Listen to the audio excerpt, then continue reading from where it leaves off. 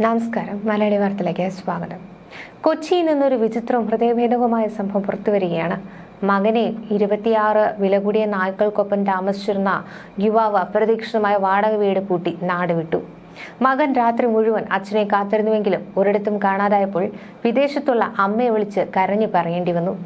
ഒടുവിൽ ജർമ്മനിയിൽ ജോലി ചെയ്യുന്ന അമ്മയുടെ കണ്ണു നിറഞ്ഞ വിളിയിൽ പോലീസ് എത്തി കുട്ടിയെ രക്ഷിച്ച വാർത്തയാണ് പുറത്തുവരുന്നത്. വിദേശത്ത് ജോലി ചെയ്യുന്ന അമ്മ പോലീസിന്റെ സഹായം തേടി മകനെ മാതാപിതാക്കളുടെ പക്കലേക്ക് ഏൽപ്പിക്കുകയായിരുന്നു. 3 ദിവസമായി ഭക്ഷണവും വെള്ളവും കിട്ടാതെ വലഞ്ഞ നായ്ക്കളെ society for the prevention of cruelty to animals പ്രവർത്തനങ്ങളും ഏറ്റെടുത്തിട്ടുണ്ട്.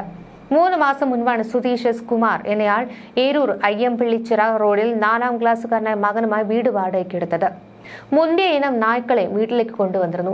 നായ്ക്കളുടെ ശല്യത്തെക്കുറിച്ച് സമീപവാസികളുടെ പരാതിയിൽ നഗരസഭ നോട്ടീസ് നൽകി. തുടർന്നാണ് ഞായറാഴ്ച യുവാവ് നാടുവിട്ടത്. രാത്രിയായിട്ടും അച്ഛനെ കാണാതായതോടെ പരിഭ്രാന്തനായ മകൻ ജർമ്മനിയിൽ ജോലി ചെയ്യുന്ന അമ്മയെ വിളിച്ചു. തുടർന്ന് അമ്മ 112 വിളിച്ച് സഹായം അഭ്യർത്ഥിക്കുകയായിരുന്നു. പോലീസ് കുട്ടിയെ രക്ഷപ്പെടുത്തി യുവതിയുടെ മാതാപിതാക്കളെ ഏൽപ്പിച്ചു. യുവാവിനെ കുറിച്ച് വിവരമൊന്നുമില്ല. വിശന്നു പറഞ്ഞ നായ്ക്കളുടെ കരച്ചിൽ കേട്ട് അയൽവാസികൾ കൗൺസിലർ PB സതീഷിന് വിവരമറിയിക്കുകയായിരുന്നു. അദ്ദേഹം SPCA പ്രവർത്തകരെ വിവരമറിയിക്കുകയായിരുന്നു. തുടർന്ന് 30,000 രൂപ മുതൽ 50,000 രൂപ വരെ വില വരുന്ന നായ്ക്കളെ ഉപേക്ഷിച്ചു പോയ യുവാവിനെതിരെ പരാതി നൽകുമെന്ന് SPCA ജില്ലാ സെക്രട്ടറി TA സജീവ് പറഞ്ഞു. സുധീഷിനെതിരെ കേസെടുക്കുന്ന കാര്യം പോലീസ് പരിശോധിച്ചു വരികയാണ്. ഇയാൾ വളർത്തിയിരുന്ന 26 ഹൈബ്രിഡ് നായ്ക്കളും പട്ടിണിയിലായിരുന്നു. തുടർന്ന് ഇപ്പോൾ നായ്ക്കളെ ഷെൽട്ടറിലേക്ക് മാറ്റിയിരിക്കുകയാണ്. എരൂർ തൈക്കാട് ദേവീക്ഷേത്രത്തിന് സമീപം വാടകയ്ക്ക് താമസിക്കുന്ന സുധീഷ് എസ് കുമാർ എന്നയാളെയാണ് കഴിഞ്ഞ ഞായറാഴ്ച മുതൽ കാണാതായിരിക്കുന്നത്. സുധീഷിന്റെ മകൻ ഫോണിൽ പോലീസിനെ വിളിച്ചപ്പോഴാണ് സംഭവം പുറലോകം അറിയുന്നത്. തിങ്കളാഴ്ച രാത്രിയോടെ പോലീസ് എത്തി കുട്ടിയെ ബന്ധുക്കൾക്ക് കൈമാറുകയായിരുന്നു. സുധീഷിനെ കണ്ടെത്താനായിട്ടില്ല. ഇയാളെ ഫോണിൽ ബന്ധപ്പെടുവാൻ ശ്രമിച്ചെങ്കിലും ലഭ്യമായിട്ടില്ല. 30,000 രൂപ മുതൽ 1,00,000 രൂപ വരെ വിലയുള്ള നായ്ക്കൾ ഈ വീട്ടിലുണ്ടായിരുന്നു. നായ്ക്കളെ ബ്രീഡിംഗ് നടത്തി വിൽപ്പന നടത്തിയിരുന്ന ആളായിരുന്നു ഈ സുധീഷ്. പട്ടിണിയിലായ നായ്ക്കൾക്ക് ഭക്ഷണം കിട്ടാതെ ബഹളം വെച്ചത് ഈ പ്രദേശവാസികൾക്കൊക്കെ ബുദ്ധിമുട്ട് സൃഷ്ടിക്കുകയായിരുന്നു. വിവരമറിഞ്ഞ SPCA ജില്ലാ സെക്രട്ടറി TA സജീവൻ സ്ഥലത്തെത്തി നായ്ക്കൾക്ക് തീറ്റയും വെള്ളം അടക്കം നൽകി. ഇത്രയും നായ്ക്കളെ ഇവിടെ വളർത്തുന്നതിനെതിരെ നാട്ടുകാർ രംഗത്ത് വന്നിരുന്നു. ഇവയെ ഇവിടെ നിന്ന് മാറ്റണമെന്ന് ആവശ്യപ്പെട്ട് പ്രദേശവാസികൾ തൃപ്പൂണിത്തുറ നഗരസഭ അധികൃതർക്ക് പരാതി നൽകിയിരുന്നു. അധികൃതർ നായ്ക്കളുടെ ഉടമയ്ക്ക് നോട്ടീസ് നൽകി. ബുധനാഴ്ച പോലീസ് നായ്ക്കളെ കൊച്ചി കണ്ടക്കടവിലെ ഷെൽട്ടറിലേക്ക് മാറ്റുകയായിരുന്നു. ഇതിനിടെ കോഴിക്കോട് നഗരത്തിലെ തെരുവുനായ ശല്യത്തിന് അറുതി വരുത്തുവാൻ നായകൾക്കായി ഡോഗ് പാർക്ക് ഒരുക്കുവാൻ മേയർ ബീന ഫിലിപ്പിന്റെ അധ്യക്ഷതയിൽ ചേർന്ന കോർപ്പറേഷൻ കൗൺസിൽ തീരുമാനം. അനുകൂലമായ സ്ഥലം ലഭിച്ചാൽ നായ്ക്കളെ പ്രത്യേകം താമസിപ്പിക്കുന്ന രീതിയിലുള്ള പാർക്കാണ് സജ്ജമാക്കുക. സ്ഥലം ലഭ്യമാക്കുന്നതിന് താൽപര്യപത്രം ക്ഷണിക്കുവാൻ അനുമതി നൽകിയതായി പറയുന്നുണ്ട്. നഗരത്തിൽ തെരുവുനായ ശല്യം അനുദിനം രൂക്ഷമായിക്കൊണ്ടിരിക്കുകയാണെന്നും പൊതുജനങ്ങൾക്ക് നിരത്തിൽ ഇറങ്ങി നടക്കുവാൻ പോലും സാധിക്കാത്ത സ്ഥിതിയാണെന്നും ഇതിനെതിരെ ശക്തമായ നടപടി കൈക്കൊള്ളണമെന്നും ഭരണ പ്രതിപക്ഷ കൗൺസിലർമാർ ഒരുപോലെ ആവശ്യപ്പെട്ടു.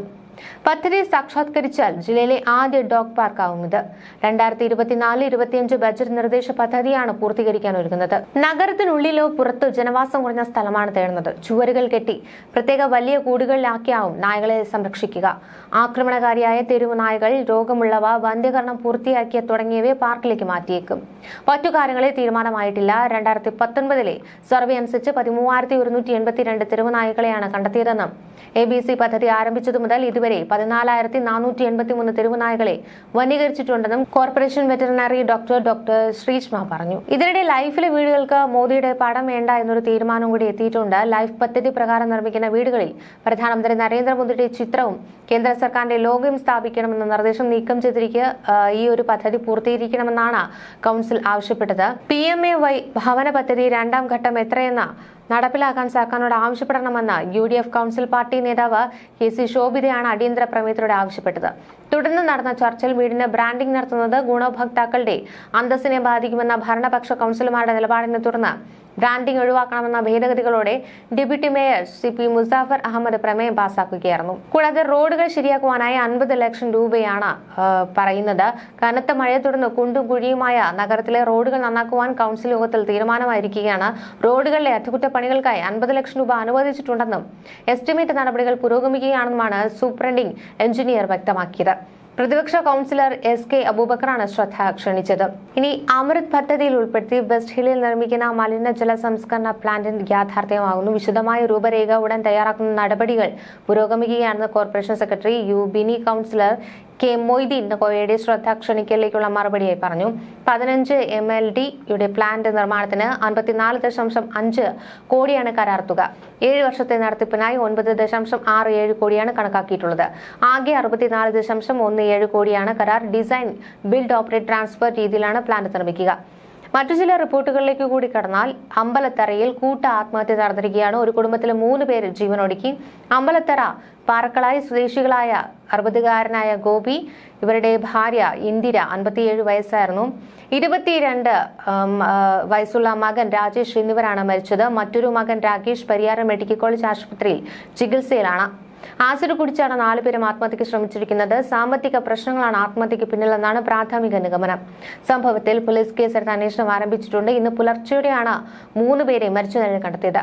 സാമ്പത്തിക ബാധ്യത കാരണമാണ് ആത്മഹത്യ എന്നാണ് നാട്ടുകാർ പറയുന്നത്. ഗോപി അയൽവാസിയെ വിളിച്ച് ആസിഡ് കുടിച്ചു എന്ന് അറിയിച്ചതോടെയാണ് ഇത്തരത്തിൽ വിവരം പുറത്തായത്. അയൽവാസികൾ പോലീസിൽ വിവരം അറിയിച്ച ശേഷം 4 പേരെയും ആശുപത്രിയിൽ എത്തിക്കുകയായിരുന്നു. ഇതിനിടെ കുട്ടിയെ തോളിൽ കെട്ടി അപകടകരമായ സ്കൂട്ടർ യാത്ര പുറത്തു വന്നിരിക്കുകയാണ്. മുണ്ടപ്പള്ളി നെല്ലിമുകൾ റോഡിൽ കഴിഞ്ഞ ദിവസം വൈകിട്ടോടെയാണ് ഈ ഒരു സംഭവം. സ്കൂട്ടറിന് പിന്നാലെ വന്ന വാഹനത്തിലെ യാത്രക്കാർ പകർത്തിയ വീഡിയോ ദൃശ്യങ്ങളാണ് ഇത്തരത്തിൽ ഈ ഒരു സംഭവം പുറത്തു വന്നത്. യാത്രക്കിടെ കുഞ്ഞു ഉറങ്ങിപ്പോയത് കൊണ്ടാകാം ഇത്തരത്തിലൊരു യാത്രയ്ക്ക് വഴിയൊരുക്കിയത്. എന്നാൽ പെട്ടെന്ന് ഉണ്ടാകുന്ന ഒരു അശ്രദ്ധ വലിയൊരു ദുരന്തത്തിലേക്ക് ചിലപ്പോൾ നയിച്ചേക്കാം. ഇതിനാലാണ് ഇത്തരത്തിലുള്ള ഒരു യാത്ര ക്രിമിനൽ കുറ്റകരമാകുന്നതും. വാഹന അപകടങ്ങൾ വർദ്ധിച്ചു വരുന്ന സാഹചര്യത്തിലാണ് ഇത്തരമൊരു അപകടമുള്ള യാത്ര എന്നത് ശ്രദ്ധേയമാണ്. മുണ്ടപ്പള്ളി നെല്ലിമുകൾ റോഡിൽ വൈകിട്ട് 5:30 ഇത്തരത്തിലൊരു സംഭവം. ഇലക്ട്രിക് സ്കൂട്ടറിലായിരുന്നു അപകടയാത്ര. കുട്ടി വണ്ടി ഓടിക്കുന്ന ആളുടെ ഇടത് തോളിൽ കിടന്നുറങ്ങുന്നതാണ് ഈ വീഡിയോ ദൃശ്യങ്ങളുള്ളത്. സ്കൂട്ടർ ഓടിക്കുന്നയാൾ തോളിൽ കിടന്നുറങ്ങുന്ന കുഞ്ഞിനെ ഒരു കൈകൊണ്ട് പിടിച്ചിരിക്കുന്നതും കാണാം. കുഞ്ഞിനെ ഹെൽമറ്റ് ധരിപ്പിച്ചിട്ടില്ല. ഒറ്റ കൈകൊണ്ട് വാഹനം ഓടിക്കുകയാണ്. തിരക്കില്ലാത്ത റോഡിലൂടെയാണ് യാത്രയെങ്കിലും പെട്ടെന്നൊരു പട്ടിയോ പൂച്ചയോ കുറുകെ ചാടിയാൽ വലിയൊരു അപകടമായിരിക്കാം ഉണ്ടാവുക.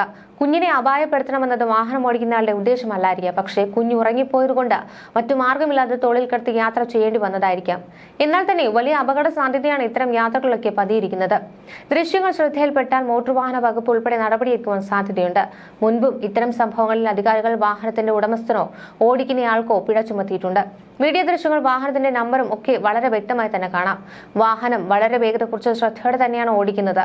ഹെൽമറ്റും ധരിച്ചിട്ടുണ്ട്. എങ്കിലും പെട്ടെന്നൊരു അശ്രദ്ധയിൽ വലിയൊരു അപകടം ഉണ്ടാകുവാനുള്ള സാധ്യത ഏറെയാണ്. വീഡിയോ പ്രചരിക്കുന്നതോടെ മോട്ടോർ വാഹന വകുപ്പ് വാഹനം കടത്താനുള്ള നടപടികൾ ആരംഭിച്ചിട്ടുണ്ട്. ഡ്രൈവറുടെ ലൈസൻസ് സസ്പെൻഡ് ചെയ്യുന്നത് ഉൾപ്പെടെയുള്ള നടപടികളിലേക്ക് അധികാരികൾ കടന്നേക്കുമെന്നാണ് സൂചന. ന്യൂസ് ഡെസ്ക് മലയാളി വാർത്ത.